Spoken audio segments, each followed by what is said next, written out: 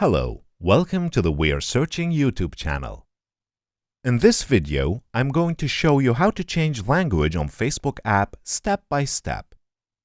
First, go to Facebook app on your phone.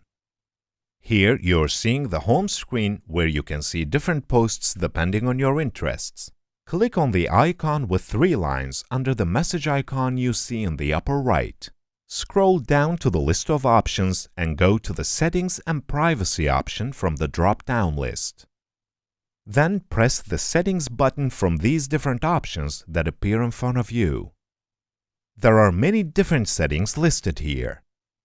What we need is the option we will use to change the language settings. To do this, click on the Language and Region option available under the Preference section. Then a list will appear in front of you with different settings related to Facebook language options.